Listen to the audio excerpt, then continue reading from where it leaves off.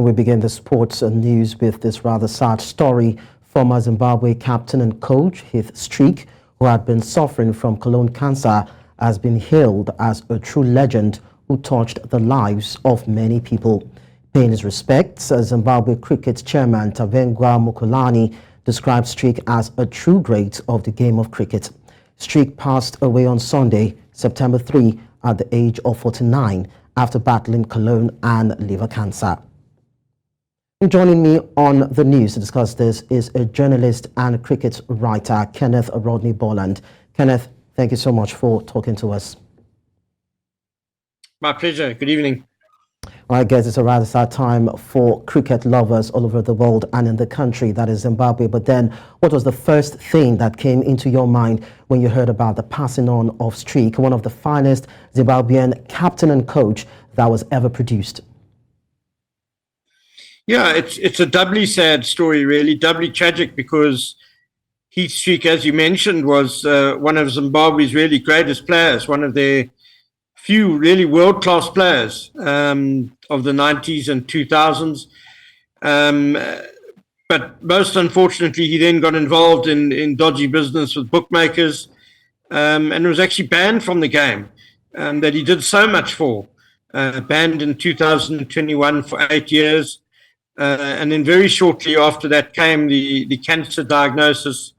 So it's a really tragic story on many levels. But I think we can all just have very fond memories of Heath Streak, the cricketer, who really was an exceptional player.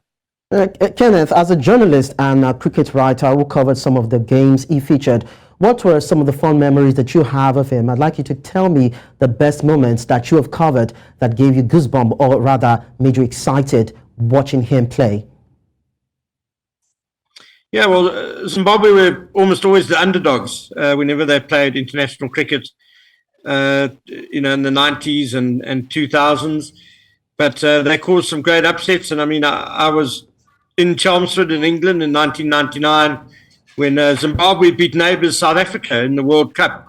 A massive result, which actually was one of the reasons South Africa, who'd been in superb form all tournament, they looked World Cup favourites, but they bombed out at the semi-final stage.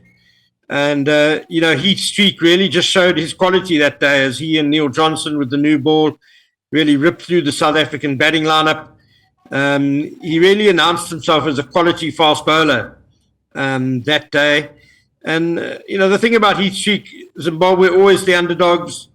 He didn't get the greatest support. He didn't have great bowlers supporting him at the other end. He had to carry the attack, and he just always ran in, kept trying. He was highly skillful. And I think just that grit and perseverance is what epitomized him. Highly skillful bowler and also developed into a proper all-rounder. He became a very useful batsman for Zimbabwe, down the order, good enough to make a test century. So a really quality, a cricketer who never gave up, really.